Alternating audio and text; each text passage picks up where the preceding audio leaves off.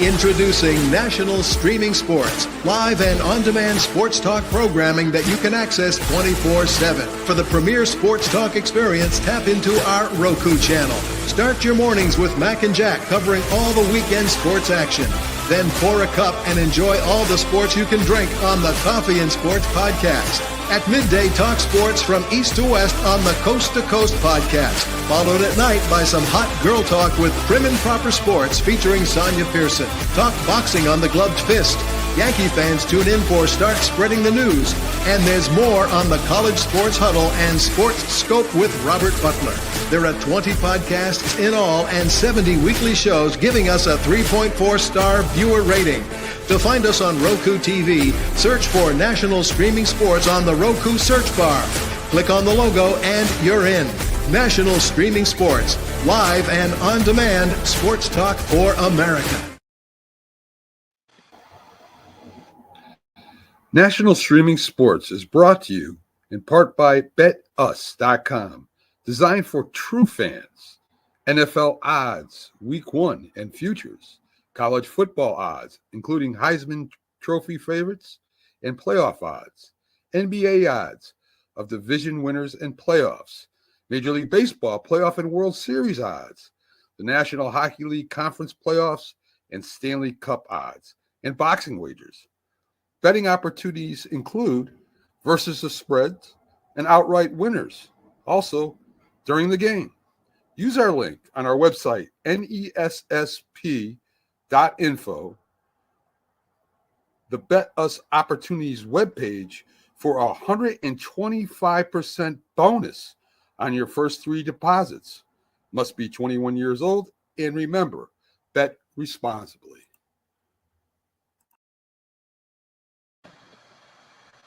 Good morning and welcome to the Mac and Jack Show. I'm sitting in for our great host, Mac, who's down a little bit now, recovering, resting up. Jack, I'm joined with you today. As always, good to see you. How are you doing this morning? Hey, I'm doing well, Sonia. Good to see you. Yes. A nice, bright morning. Once again, a lot's going on in sports. And I don't know whether you've noticed, Sonia, the NBA is finally getting a little bit of its mojo back this year. Was it just my imagination? Was the NBA in a slump? People just didn't seem to care as much this year. You know, we keep hearing about the draft, the NFL season, and outside of the Luka deal, which got everyone's attention when he was traded from Dallas to the Lakers, the NBA hasn't really been in the news that much. I mean, people, even for the most part, made up their mind who was going to get in the finals, you know, during the season. We'd hear everyone say, oh, Boston and OKC for the most part. But now we're kind of getting a little of the competitiveness back with the playoffs. The contenders and the pretenders are kind of distinguishing themselves. And in these playoffs, I mean, there's not always a surprise in the NBA the way there is, you know, in hockey and foot in the NFL and even Major League Baseball. Yeah, I actually agree. I thought it was just me. I'm starting to feel a little bit more ignited with NBA. Like you said, we've kind of just turned the page just a little bit. We thought like maybe this was a lull, but when the Luka trade happened, and then of course Jimmy Butler, aka the Buckets, was transferred and traded over to the Warriors, we've seen a reigniting not only in the fan bases but also amongst those plays. Of course, it is now the NBA Finals, and those names that you've mentioned, those teams are actually the ones that are in the playoffs. In fact, you know, you got Bucks, Pacers still facing each other, Pistons, Knicks, all those games coming up as well, and throughout, you know. But however, the big news is the Lakers, Jack. The Lakers, it just seems like their kryptonite has come. Well, one of those series is actually over, you know, it ended last night. But the thing about it, we're talking about the Timberwolves and the Lakers tomorrow night. The Lakers are down 3-1.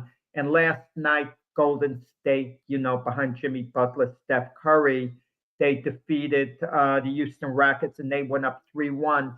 You know, we have a debate show, and sometimes a good question pops into my head, and I have to start jotting it down because I'm going to ask you a question that no one has really asked before.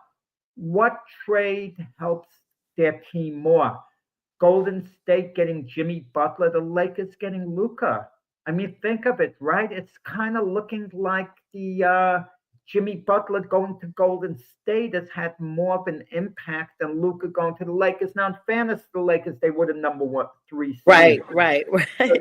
they really did push it to the limit. And Lakers don't have as good a bench as Golden State. You know, they don't have quite the supporting cast in all fairness. And I think any GM in the league would take Luka over Jimmy Butler if they were given a choice between the two. No disrespect to Jimmy Butler, but Jimmy Butler and Steph Curry are working great together. Great together. You know, Jimmy Butler's buying in. Jimmy Butler realizes this can't be his team. Steph Curry is the guy no matter what. And Steph Curry is the ultimate team player. I mean, when Kevin Durant came to Golden State, he put his ego on the shelf. He deferred to Kevin Durant and made a lot of us think that Kevin Durant was a better player than Steph Curry. But since Durant's left Golden State and we're seeing what Steph Curry's doing, winning an NBA championship without Kevin Durant. He did it before Kevin Durant. He did it after Kevin Durant. Steph Curry is, you know, one of the all-time greats. You'd have to put him ahead, you know, of Kevin Durant. And Jimmy Butler is not going to try to take too much control of that team. It's Steph Curry there. But with the Lakers, can't you think, Sonja, do you think they can come from 3 games to 1 down and win the next 3? 2 of the games in Los Angeles. Well, let's go back a little bit where you talk about the trade. Of course, the trade deadline was in February. The Lakers got Luka Doncic. They made a blockbuster trade, in fact, to get him from the Mavs. Then they sent Anthony Davis, Max Christie, and a 2029 first-round pick, even though that's far away, to Dallas. The Lakers also got Mark Williams from the Hornets during that trade time. Now, the potential. Mark Williams had to go back because Mark Williams was injured, so that deal didn't go through. Yep, I was going to. The Lakers got, Dallas got that number 1 pick in 2029. Maybe it'll have value, maybe it won't, but it's a few years down the line. And I was getting ready to mention, of course, the Mark Williams deal fell through. I didn't get to that yet, but thanks for knowing that. Yeah. We want to look at the impact that had on the Lakers. The trade was seen as a franchise-altering move because, like you said, Jack, when we first started, we just haven't seen that fire and that passion with the Lakers that we had seen, say, you know, from the Kobe days, the Shaquille O'Neal days, when Pat Riley was there as coach. We just don't see it, and it's just slowly diminished. Now, this trade with pairing Doncic with LeBron James gave the Lakers a potential for a long-term cornerstone piece. Doncic had exceptional scoring and playmaking. This is what was expected when he came to the Lakers, to elevate them into serious title contention. But I don't know if Williams getting hurt and that part of the puzzle being missing affected that or not, but we just don't see it, Jack. We'll never know. I disagree with you about them lacking the fire. The problem was the last game where they lost to the Timberwolves. JJ Redick, you know, he was playing Luka and LeBron all the way at the end of the game. They weren't rested. They were tired. Even at the end of the game, when LeBron had a chance to drive to the basket, he pulled up, he took a 3-point shot. That tells you maybe there's a little fatigue in that he physically can't lay it all on the line after a while because you get exhausted in there. You kind of need a little bit of a break. And he doesn't have the bench. If he takes out Luka and LeBron, the Lakers start falling apart. So it's more or less he's got to keep them in the lineup there. And they don't have they're not a well-constructed team right now, but because of the greatness of Luka and LeBron, you know, they were able to win games and they were able to get a 3rd seed, which was a little deceiving because the teams were all bunched up very closely as far as the seeding position went. And they drew a Minnesota Timberwolves team. And I'll tell you, I just mentioned Luka and Jimmy Butler, who came over in trades. But during the offseason, the Minnesota Vikings got Julius Randle for Karl Anthony Towns. And they got DiVincenzo, too, from the Knicks. at the time the Timberwolves made the deal, Sonia, I'm going to be honest about it. And, we have Jay Train who talks about receipts. And I'll take a bad receipt on my part. If I'm wrong, I'll bring it up. I won't only bring up that I told you so. I'll bring it up, look like I was wrong. I still don't think I would have had the guts to make the deal if I'm the Timberwolves because I like Karl Anthony Towns a lot. He's been really good for the Knicks. I think he's been better for the Knicks than Julius Randle would have been, but that's debatable. But Julius Randle has given this Timberwolves team a spark. The offense is moving a lot quicker. It doesn't slow the offense down quite as much as when Karl Anthony Towns is in. And he's 1A to, Anthony Edwards being, the one. And Julius Randle 1A. He's the Robin to Anthony Edwards, Batman. And so it's actually looking good. They have more energy and more of a defensive presence, the Timberwolves on the court, than the Lakers do. And the Lakers are having a hard time dealing with the toughness of the Timberwolves, who keep coming at them. Nonstop energy. Yeah, I will say this. The Lakers actually had considered getting GP2, Gary Payton II, as well as Kevin Looney, but none of those look like they materialized. You mentioned the odds of them coming back from 3-1, and I looked up a little bit of historical data here, Jack.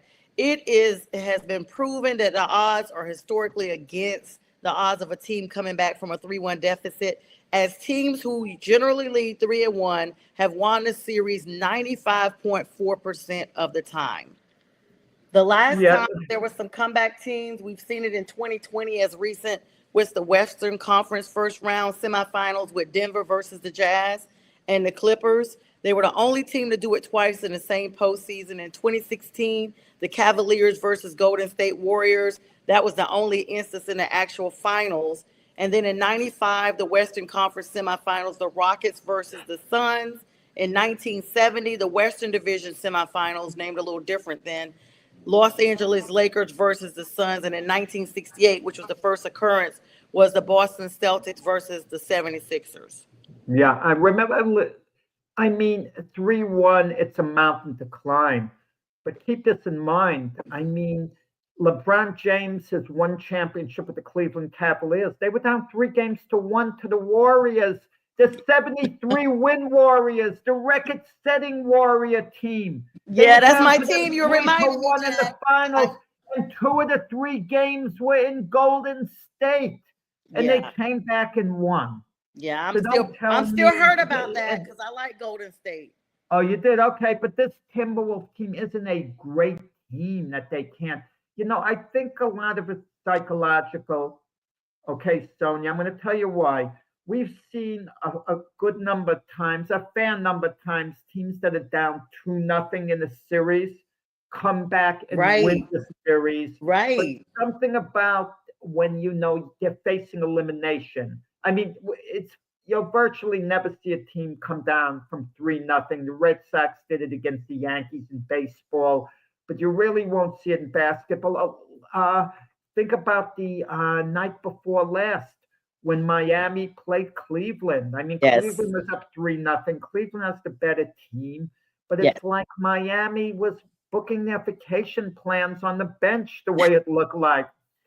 They were already eliminated. Planning that itinerary. You may as well have given the Miami. What did they lose by 55 points? So yeah, it was. I stopped watching, Jack. I was just like, this is horrible. What would have endeared me to them? What I would have loved to have done if I had an owner with a sense of humor. Okay, figuring we'll get him next year. I would have handed those guys their cell phones on the bench and say, you guys do what you want. You can play around with your phones. Obviously, and do whatever. Could you imagine that picture that they're on their phone back and forth? Talk about a team giving up. And Eric Spoelstra is a terrific coach. Nothing takes away from that, And he got them from the play-in into the playoffs. Okay, but did the Cleveland Cavaliers send out a message? Because it seems inevitable, not a certainty, but it does seem inevitable at this point that they're going to play the Celtics in the Eastern Conference Finals. And and most people are going with the Celtics, figuring come playoff time, the Celtics are going to show up against Cleveland. They finished left something like 5 games behind them during the regular season, but it was no big deal for Boston to be the number 2 seed. Let Cleveland be the number 1 seed. It only means there's one extra home game in Cleveland, and Boston can win on the road. But you kind of wonder, is this Cleveland team actually for real?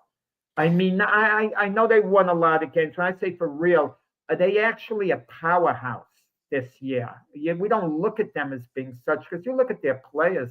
I mean, Donovan Mitchell, he's a star that a lot of times flies under the radar when we talk about, best guards in the league. And then you talk about a play I absolutely love, Jared Allen.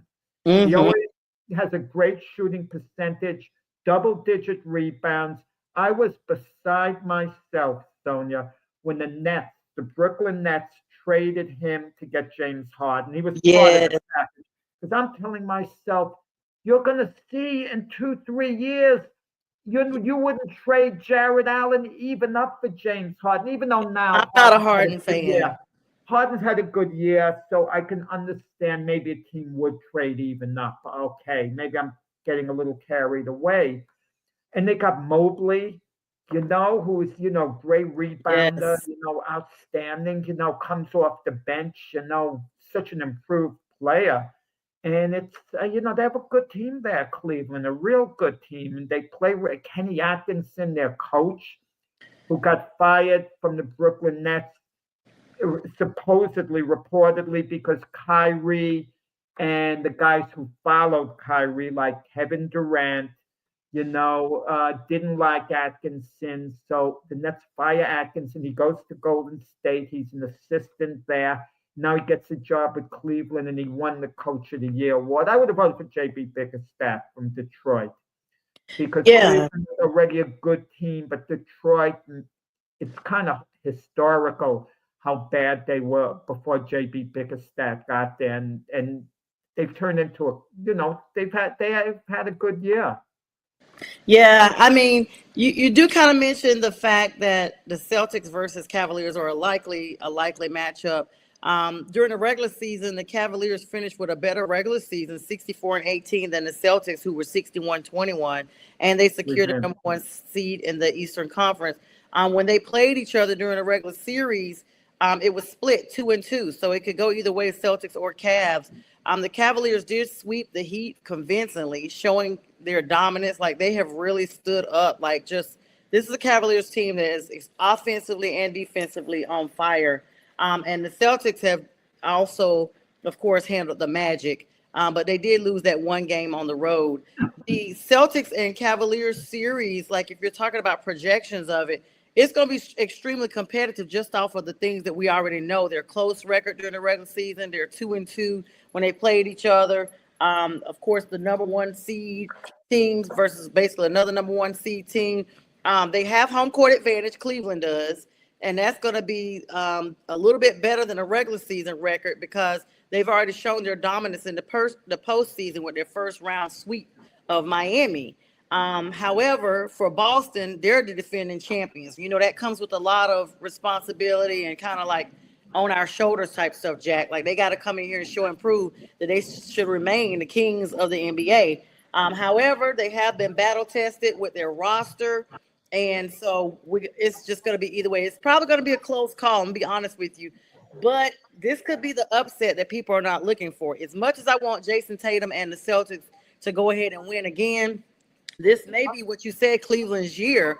Their regular season performance and dominant sweep suggests that they are super formidable. And the only thing that separates them from the Celtics is the fact that the Celtics can't championship. They already have this championship pedigree, and basically they're going to be defending their title, which means this probably is going to go all 7 games, Jack. Yeah, you said it best. You used the best word, Sonia. We're projecting. I mean, nothing is given for sure, but I don't think the next Indiana Pacers are going to ruin the party, and upset anyone. So it really looks inevitable, the Celtics and Cavaliers. And is this finally OKC's year? I mean, Giglius Alexander, I mean, the quietest superstar in all of sports. And they have a heck of a team at OKC, but let's see what their matchup is going to be next. And but eh, but the NBA is kind of like fun at this point. But I think people like the old names. They love the idea of LeBron and Luca because it's entertaining. But Anthony Edwards, he's pretty entertaining himself, and the T Wolves do have like a certain energy there. If the T Wolves close the Lakers out in Los Angeles, that means tomorrow night. That means they would have won the series in 5 games, 4 games to one. What does that tell you? That tells you the Lakers have some serious holes.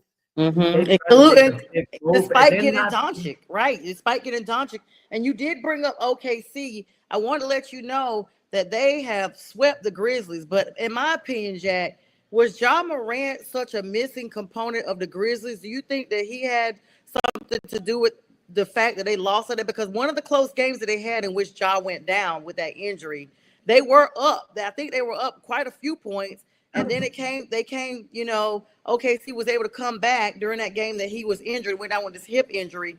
And then they basically stole the series. No, they didn't steal the series. At most, the Grizzlies would have won 1 game at most. I don't know would they not have. When Jay Morant was out, what was it, last year, the year before? The Grizzlies had a better record without him than they had with him. People don't realize that. He didn't really affect the Grizzlies that much. Look, Jay Morant is a wonderful player, heck of a player. If he puts it all together, it's possible we could be talking about him as one of the best players in the league. But he hasn't quite gotten to that status. I mean, as far as I'm concerned, I mean, is he a top 20 player in the league? Yeah, sure. Is he a top 10 player? I don't think so. Well, now that he's out, and of course, they just announced like a couple of weeks ago, his sister is going to play college basketball. She's pretty talented as well. She's got some size there on her. Okay, good. And when we wish his sister well, Sonja. But in big NBA news, and this is the type of thing that's heartbreaking. Damian Lillard torn Achilles tendon. Yes. I like Damian Lillard. I never met him. I've been wanting to meet him. I haven't gone out of my way to meet him, so I haven't tried. But I would love to meet him because Damian Lillard is a big boxing fan. He actually, loves the sport. I mean, to no end. Yeah. He went to even Australia to travel just to see a fight. That's his thing, the sport he loves. But, when they met, Damian Lillard, you hear good things about him as a person. And I don't doubt that for a second, if there anything good said about him. But I do know this sometimes with these players, don't wish for certain things to chase the ring. Damian Lillard was with the Portland Trail Blazers, and he was tired of not winning, to his credit. And I commend the NBA players in large part because when on a losing team, it's more than just a paycheck to them. So kudos to them. I have so much respect for them wanting to win. But, he basically forced his way out of Portland. He didn't do it by having a temper tantrum. He let them know very clearly he didn't want to play there anymore. He got tired of not winning. Okay. So his agent, he had an agent that was a fool, an absolute fool, because his agent tried to bully, certain team. It tried to bully the Portland Trailblazers organization into trading him to Miami. And the team was saying, you're not going to pull this on us. So they traded him to Milwaukee, which gave him a chance at an NBA title. Before the 23-24 seasons when they but I don't have to tell you, it's so much about chemistry. I mean, we heard the same thing. The biggest disappointment in the NBA this year and the year before is the Phoenix Suns. When they got Kevin Durant, we thought, wow, they're contending for the NBA title now. They're going to be in the mix. They didn't even make the play-in tournament. That's how pathetic the Suns were. Yeah, You know, the suns are now the moon. There's no sunlight, Jack. It's now the moons. well, Durant is going to go somewhere in the off season, and I'm not saying he wouldn't help a team, but I don't see Durant as being a major difference maker wherever he goes. Now he could go to someone like Golden State when they won the two championships when Durant was there. Okay, Durant joined the 73 win team that lost in 7 games in the finals to Cleveland. So all Durant did was fill in a small gap, a small space actually.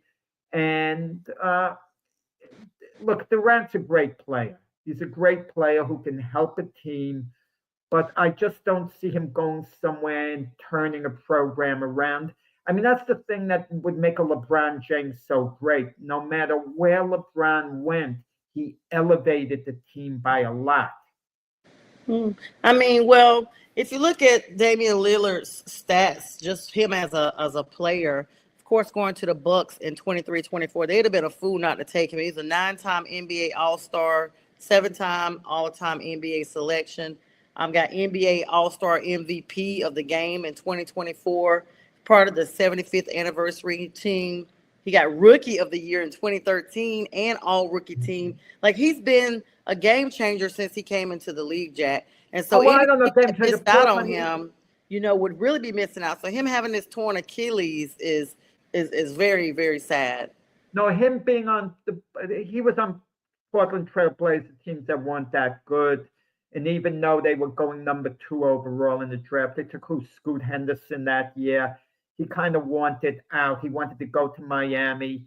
But like I said, Portland wouldn't trade him to Miami because of in large part, it would appear the conduct of Lillard's agent. But they trade him to Milwaukee. Now, the Bucks have a predicament now. They badly want to keep Giannis. At least with Giannis, they're competitive. They'll be a playoff team. That's how great Giannis is. And they did win an NBA championship with Giannis. Let's not forget that. Mm-hmm. But Giannis has been talking about going elsewhere, dropping hints. So it might be more about the money. If Giannis doesn't think the Bucks in any type of shape to win an NBA championship anymore, there's a chance he'll leave. A lot of these franchises take a step back, but Milwaukee's found a way to be relevant all these years, at least be in the mix. Mm-hmm. But with Damian Lillard, he's going to miss a good part of next season. You have an Achilles injury like this. This is going to last. He might not be back till 2026 at some point. And when he does come back, how good is he going to be? But let's keep in mind, Kevin Durant had an Achilles injury. He came back from it. So I suspect, Lillard, who says he's not going out that way, he'll come back from it as well. I like to always say healing can be an individual thing because it really is. We just can't base, even though we see Kevin Durant came back, everybody has a different body. And so it's going to depend on his work outside of the medical professionals' assessment and treatment that they're doing. He's going to have to do the conditioning and everything to build himself back up to come back equal or better than what he left. And basketball is a lot of cutting. Remember when your favorite athlete, Aaron Rodgers, had the Achilles injury? Yeah, just thinking about him. He said he'd be back in what? December. Like 4 months. Yeah, 90 days. Yeah, that he was going to be back at some point.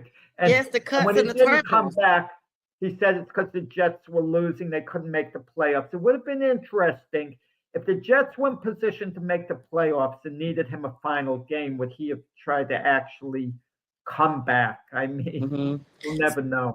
Speaking of Aaron Rodgers, as we segue to the NFL in our last half of the hour, always Jack and I have great conversation here, Mac and Jack Show. Download the Roku app. We're live 24/7 sports without the cost of cable. Shout out to Linda and Mac, the great production team over there that makes all this possible. And of course, I'm not Mac. I'm Sonja. I'm sitting in for him. So Mac's getting some rest. He'll be back soon. And so we look forward to that day. Jack, the NFL news, it's trickling a little bit down. Of course, the draft is now over with. Happened April 24th, 26th. Unless you've been living under a rock, everybody knows about this. There were some surprising picks and slides. Of course, the Shedeur Sanders news is continuing to blast everywhere. But not only that, I want to talk about some free agency before we talk about Shedeur. That's going to be the tail end because we've talked about him ad nauseum. And so people are just still kind of talking about that because it was such buzzworthy. But it's interesting to see Aaron Rodgers is actually still an available free agent, as is wide receiver Amari Cooper, now that free agency has passed back in March and now that the draft is over with. Yeah, I don't know what's going on with Aaron Rodgers. I'm getting tired of this, but should we be more annoyed at Aaron Rodgers or the Steeler organization? I mean, the Steelers keep waiting on him. And at this point, I got to believe Aaron's being very honest with them. Maybe he's not sure. Maybe he needs more time to make up his mind. Is there anything wrong with that? And then a team could say, we can't keep waiting on you. We respect you needing more time to make up your mind, but we have our deadlines and we have to have a commitment. And then Aaron Rodgers, they're scared he'll say, no, I can't give you a commitment. And then it's game over. No more Aaron Rodgers being, quarterback of the Steelers. So they're waiting on him and they seem to be like very hopeful or whatever. And for all you know, Aaron Rodgers is trying to buy time, seeing if another quarterback, a solid start on the team goes down with an injury. And it's a place he might like to go to. I mean, obviously, if he wanted to be a Steeler, I mean, he should have bought in by now. But yeah. I don't know. Yeah. No, go ahead, Jack.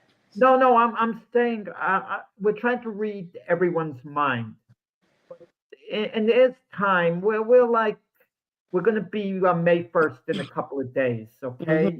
Tomorrow, what are we on May 1st? Couple of days. Yeah, tomorrow. And then training camp, they report in July. So there's still time. And I guess the Steelers are thinking, worst comes to worst, we got Mason Rudolph. He was one of our quarterbacks for years. He can run our offense. He did win some games for the Steelers in the past. And worst case scenario, Will Howard, the quarterback from Ohio State, who they got in the 6th round, isn't, they're not counting on him, obviously, to play. And even the owner, Rooney, said he's a developmental player. That's he did. A message to Aaron Rodgers. Don't worry about this guy. We took him in the 6th round. So Aaron Rodgers isn't uptight about a 6th round draft choice. He would have been uptight about Shedeur Sanders, who went in the 5th, because Shedeur's case is different. Yeah. If you take a quarterback in the 1st round, a team, and if Aaron Rodgers saw the Steelers took Shedeur Sanders in the 1st round, he'd think, why do I want to go there? I'm on the clock. Right. Round in the 3rd round, but 6th round is non-threatening. I mean, that's it's interesting you say that too, Jack, because the Steelers, they just seem to be more heavily defensive in the draft. The first pick they had was defensive tackle Derek Harmon, and of course, praying for him hours after he announced that player, he got into the draft. Yeah, hours. He told them when they drafted him, his mom was on a ventilator on life support. He went to the hospital and told his mom he got drafted, and she passed hours after that.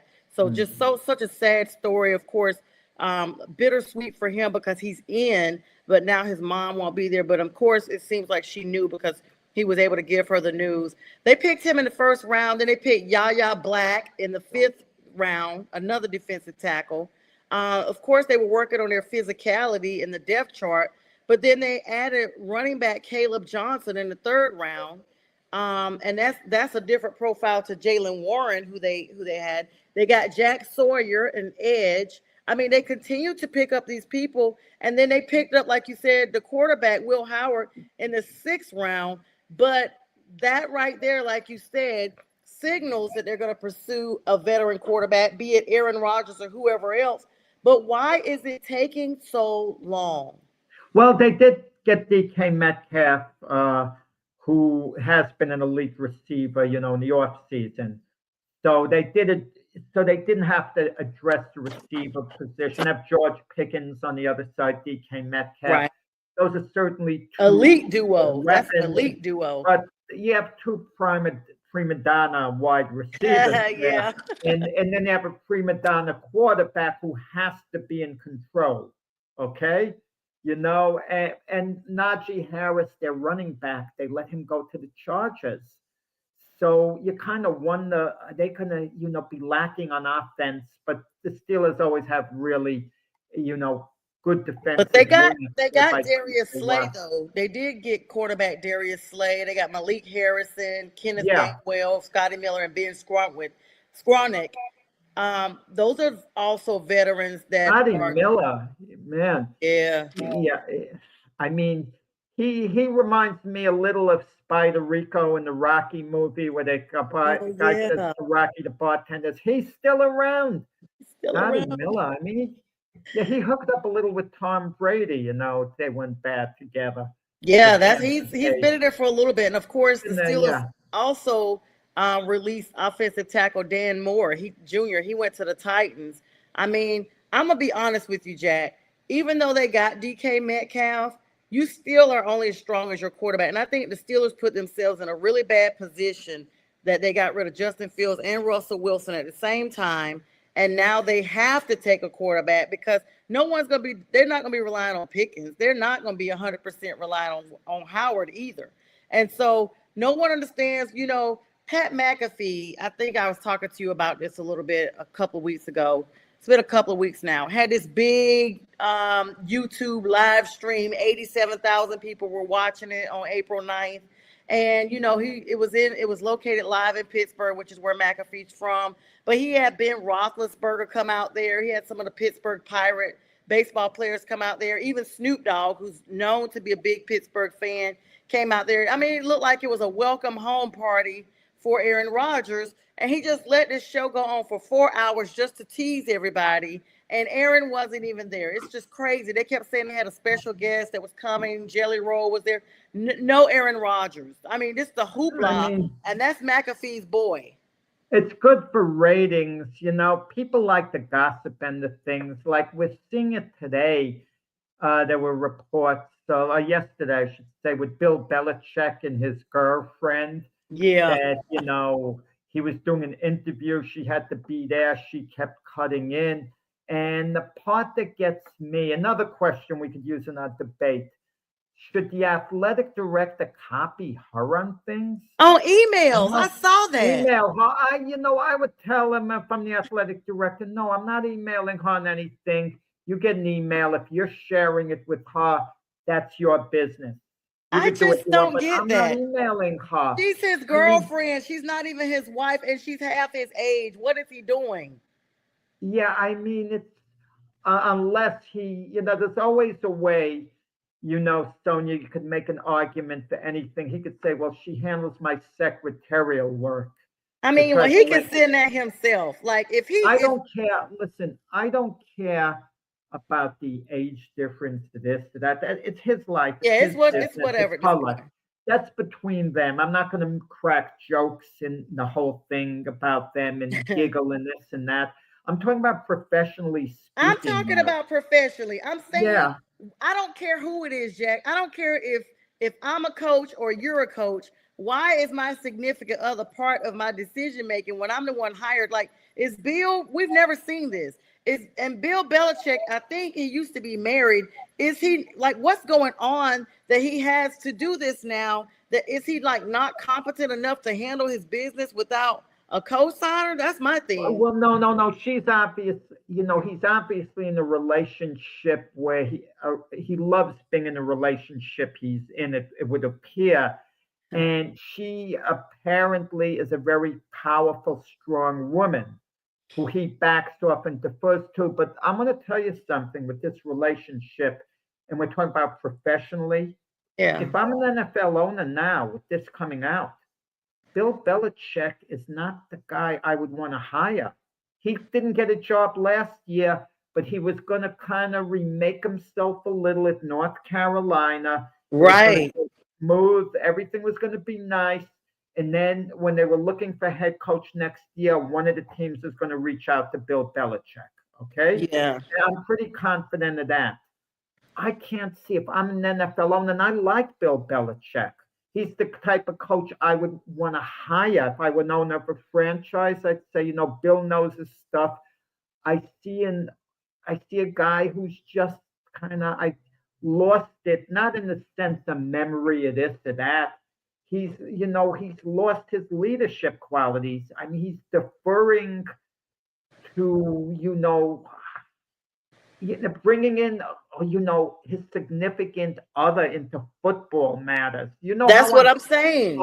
You know how uncomfortable that must make the assistant coaches feel, the AD, the university. He's making a lot of people feel uncomfortable professionally. Okay. Yes. And on a personal level, can you imagine some of these assistants who want to keep their job being as good side? They kind of have to kiss up to her, whatever. I mean, think of it. It's just, I don't like it. I kind of lost a degree of respect for Bill Belichick, not because he's in a relationship, right, age gap and this and that. The idea that he's bringing her forcing her onto others in football matters. Come on. I mean, it's very concerning. I will say that, because we never saw him do this when he was in the NFL. I don't even think the NFL would have allowed it, Jack. I think there's some type of non-disclosure or what have you, that when you are in that specific role, there are certain things you cannot share with other people. I mean, I would like to think that anyway. I mean, it comes with the territory. One thing, as we look at it, even with the draft, we see things that have happened and occurred in the draft that are now concerning. And it's because, like, all the way down to a prank where this defensive coordinator in Atlanta, Jeff Albrecht, his son, yes, the defensive coordinator of the Atlanta Falcons, is his son, who went into his dad's computer to get Shedeur Sanders' number. His iPad. And tell him, I'm not sure whether he told him he was drafted. He was leading to that. He was leading to that, and then he'll have to wait a little longer. Yeah, Jeff Albrecht was the Jet interim coach last year. I don't know whether you recall that, when Robert Salah got fired. Yes, he did. This is what he said, because I've heard it a couple of times. He calls him. He's like, "Hi, Shedeur. This is Mickey Rooney." He's like, "Hi." He's like, and so Shadeur's like, "Am I on speaker?" And he's like, "Yes, you are." And he's like, "Yeah, I was wondering. We're gonna go ahead and take you next. We're gonna pick you up on our next pick, man." And he's like, "Okay." And he's like, "Yeah, and I'm sorry though, it's gonna have to be a little bit longer." And he hangs up. And Shadeur's like, "Wait a minute, what does that mean?" He's like, "Is he saying I'm waiting, or it's 50-50?" And that's when he realizes that it was a prank. I was hearing the commentators on TV. They were livid. The kid deserves a butt whipping, He deserves something. That's horrible. I'm going to try to look at it as fair as I could, okay? He's 21 years old. Inexcusable what he did. Inexcusable. Going into his father's laptop. You know what he actually did? He made his father look bad. And you know how I would resolve this case, okay, all in all? Apparently he's a football fan, the son. Maybe a big football fan, because he grew up with his father being a coach. Yes. And his father's defensive coordinator, the Falcons. This is how I would resolve the matter. I would accept the kid's apology, which I kind of feel was sincere. He worded it perfect how he acted. You got to have forgiveness, but you know what else I would let him know? You're banned from Falcon games for the next 15, 20 years. That's the punishment. You cannot attend a Falcon game. Now, can you imagine when the Falcons are playing this year, where the kid would have great seats and could go with his friends? He can't go to a game now. That's how I would handle it. If I were the owner of the Falcons, I'd say, look, you're a good kid. I believe you're sincere in your apology, but no games the next 10 years. And if you, that's a long time. And I point to the dad. If I find out he entered a game, I'm holding you responsible. Understand, Jeff? I'm holding you responsible. You're really going to be on my bad side big time if your kid goes to a Falcon game. So it's a buy him a nice TV set for the next 10 years, and we accept your apology. That's the penalty. Let's move on. Wow, 10 years is egregious, Mac. I mean, excuse me, Mac. You Mac think must it's be talking about Jack. after what he did? I might, yeah, I was gonna say I might would actually be maybe 5 years. 5 years is a good time. 10 is maybe a little excessive. I don't. But what he did was, the number wasn't just there. He didn't have the number on his own, Yeah, you're right. stored in his phone. He went that sensitive information going into his dad's computer. What's Yeah. he going to do? He's going to get some of his dad's plays and he's going to send it elsewhere. But this is what I'm saying with Bill Belichick. This all ties in, Jack, because Bill Belichick wants his girlfriend to be on all these emails. And let's just say they don't work out and they break up. Now she has no telling what she's copied. He's sending this to her personal emails. She has inside information about the league. If she breaks up with him tomorrow, she's at liberty to go talk to the press about everything. She could ruin I the don't know about that, but heels. this would be going too far. For example, if the Bill Belichick press conferences, like after Yes. games and during the week, if she is with him sitting there, okay, and to me anything goes, because I have experience as a reporter, I could come down extra hard on her. Well, or why you here? Like, who are you? What do Right. you know about football? And if he gets mad about it, he's brought it all onto himself. I'm going to tell you, I could promise you this. The University of North Carolina, they're concerned about this right Yes. now. There's nothing that Bill Belichick did that he's going to get fired for right now. His job's not in jeopardy right now. But the warm feeling of having Bill Belichick there, being ecstatic, Yes. it's enough. If you talk about the perception, the man his age with a much younger woman and the picture surfacing. But having the football info and what are his players going to think? I mean, I know they're college kids, but they'll wonder. They might say they're probably making jokes about the coach, a revered figure. I don't know. Yeah, I mean, it's one of those situations, Jack, that it's like, I just don't feel comfortable. I'm not even thinking about the age difference right now. Even if he was married, I don't feel comfortable as an owner, as the manager of the team, with someone's significant other. Like, whatever they talk about at home in their own private conversations is one thing. But to knowingly, and maybe he's trying to be transparent. Maybe he wants them to know, hey, I tell her everything. And so I'm being upfront. So there's no question. But trust and believe, if they're unhappy with that, they may not fire him. But I blame the University of North Carolina, because they should put their foot down and say, no, we don't want to do that. Well, but that's the thing with the AD. The AD should say, no, I don't want to do it. We're not including emails. And maybe let the it's Belichick's coaching staff. He agreed to come on to have a certain amount of control, like who he hires in his coaching staff. So it's a sticky situation right now. But like I'll say in summing it up, Bill Belichick supposedly was going to be at North Carolina 1 year, turn the team over to his son, and then if he could get an NFL job, his stock has went down. Yep. I mean, a team would have to be pretty desperate at this point to hire Bill Belichick. I mean, I already say that with Tom Brady winning. I've already been saying that for years with Tom Brady going to Tampa Bay and winning without Belichick. I've already been saying it's like his stock really went down. Oh, no, Belichick's a great coach. I mean, I like to give him a lot of credit because New England was relevant for a couple of decades, extremely relevant, but it's just not a good situation.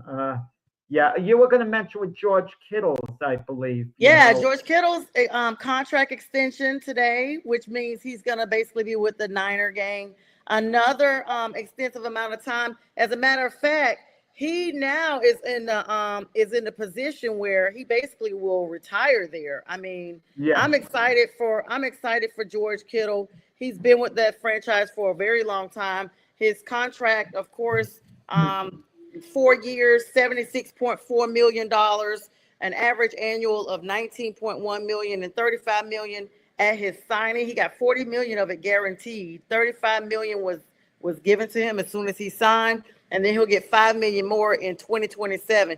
This is going to make him, Jack, the highest paid tight end in NFL history in terms of his average annual value, because he's now surpassed Arizona Cardinals Trey McBride, who has an average annual value of 19 million. Now, this is the thing. He's 31 years old. This is going to keep him in San Francisco through 2029, and it will allow him, of course, in 4 years, he'll be almost 35 or 35. That's going to pretty much go ahead and show that he will be retiring as a 49er. Now, the only downside about that is the salary cap that San Francisco has. Now, his total value is extremely high, but the way they've structured the deal, particularly the guaranteed money, lets it basically be restructured again in the future so that it could be managed by the 49ers to go up under their salary cap. Right now, they have a $22 million, $26,176 salary cap, but the new extension is structured just to be able to reduce that number. So super excited for him. Of course, they're seeking to still give Brock Purdy a new deal, Jack. They have not done that as of yet. So, yeah. That's a sticky situation. I'm glad you never asked me about the cap, Sonja. In all these years, I couldn't tell you how it works. You know, I just do my research. I don't know, but I'm not embarrassed because most coaches don't know a lot. Yeah, I just read it. GMs who aren't completely sure, they have to bring these cap experts to figure things out, and I'm never going to learn about the cap. Not that I don't want to. I'm never going to understand it. But I noticed Brock Purdy playing on this rookie deal and being a 7th-round draft choice. Yes. He was playing for under $1 million a year.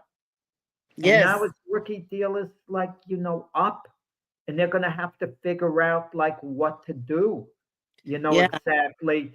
I think they want to pay him in a good range, but not an elite range. They don't look at him as a $50 million a year quarterback. They're not going to pay him the way the Joe Burrows, Patrick Mahomes, as a Josh Allen. They're getting paid even what the Packers gave to Jordan Love. I think they're looking more in the range of 30 to 35 million a year, thereabouts. And Purdy probably feels he's worth more than that. He probably considers himself to be elite, to a point where he's at least in the back end of the class of the guys I mentioned. And it's tough. Can the 49ers move on from Brock Purdy? That's the question. Do they think they can? What are their options if they move on from Brock Purdy? Well, so far, John Lynch, their general manager, has actually said that now that Kittle has been signed, they are now starting to speak about Purdy. I guess they had to make sure they got Kittle paid first because he's the veteran there. They want to go into a long-term deal for him, actually. They've been having, they said, real productive conversations with Purdy's representatives, with his manager. Now, the projection is, and this may vary, but some reports are saying he could get a range of 48 to 60 million, Jack, per year. This would make him one of the highest quarterbacks in the league. Jack, this is the thing we talk about. It's a competition every year of who can be paid most, and nobody's producing anything. It depends what the Niners think of Brock Purdy. If they're 100% sold, he's their franchise quarterback going forward. Last year wasn't his best year compared to the others. But we've seen Brock Purdy at his best, but we're hearing, well, he's just a game manager. That's all he is. He's really not that good. And, I disagree. I thought there was a point where Brock Purdy was an elite quarterback. And we heard, he had the weapons, Kittle, Christian McCaffrey, Deebo Samuel. And Christian's been hurt. Christian McCaffrey's Williams blocking for him. But I think Brock Purdy's a very good quarterback. It's just a question of how much. And if they don't pay Purdy like one of the highest quarterbacks in the NFL, maybe the Niners could get away with it. Do you think another team's going to step up and do it? They would. His first 3 seasons, he had a 23-13 record. He is looked at as one of the top 10 quarterbacks And he's good with Kyle Shanahan's offense. That's the thing. But Sonia, people got on Jerry Jones when he wasn't signing Dak Prescott. He signed him. He made him one of the highest paid Yep. quarterbacks in the NFL. Is he the That's why I highest said paid? it's a He might be the competition highest of paid money. quarterback now, but he didn't have to do it, Right. Jerry Jones.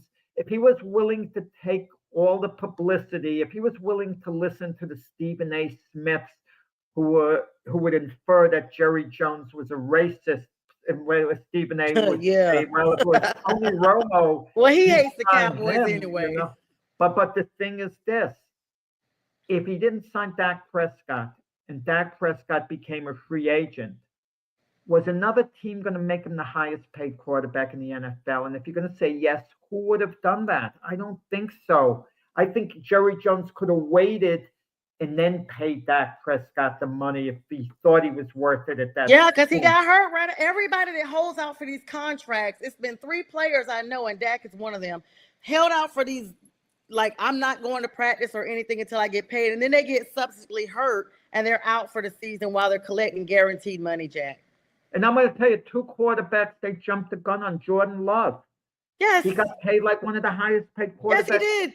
And I know, I'll tell you why he did, Sonia, because they invested a lot in Jordan Love. They moved up in the first round to get him. They moved on from Aaron Rodgers. They were so committed into Jordan Love. Could you imagine the Packers lost him after the whole Aaron Rodgers saga and moving up to the draft and having him sit on the bench for the 3 years that he sat on the bench? When he and then only for him to go elsewhere and be really good. And another one who got paid like an elite quarterback, one of the highest in the league, and is still based on potential, is Trevor Lawrence. Yes.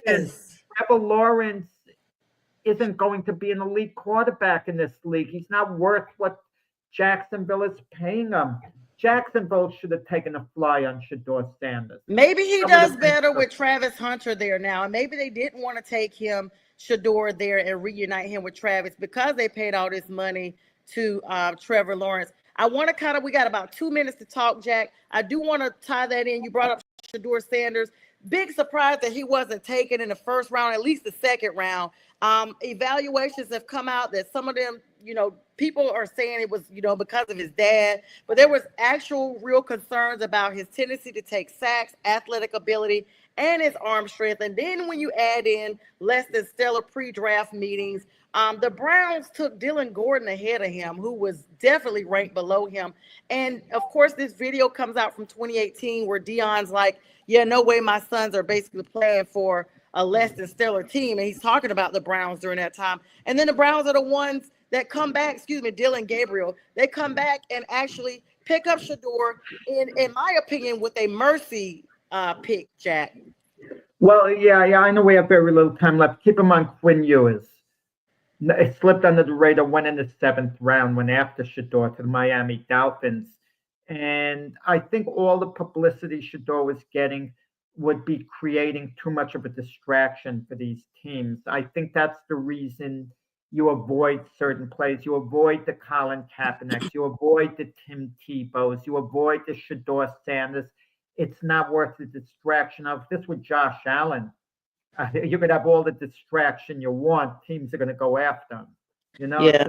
And remember, Quinn Ewers, excellent quarterback in college, was drafted behind Shedeur. So, it may have been for his ability, may have played into it in their minds. I don't know. Yeah, the verdict's still out. That's my favorite phrase to say. And speaking of out, Mac, that's Mac and Jack's show is wrapping up for now. Jack, it's been a great show. This is all the time we have for today. We hope everybody has a great Wednesday. We'll see you guys again tonight on the midweek sports show at 6 p.m. Myself and all the gentlemen will be there. And then Friday, Jack and myself will join you guys again. Great show as always, Jack. Have a great day, and we'll see you guys really soon. Best to Mac. Best to Mac. Football season is here, and SeatGeek is my go-to for buying tickets. Now, with SeatGeek, every single ticket is backed with their buyer guarantee. We've all had plans change, and when you can't make it to the big game, SeatGeek has you covered. They're the only ticketer that allows you to return your tickets ahead of the event for credit with SeatGeek swaps. So when things come up, I know that my tickets won't go to waste. So what are you waiting for? Download the SeatGeek app to maximize your possibilities and shop live events with confidence.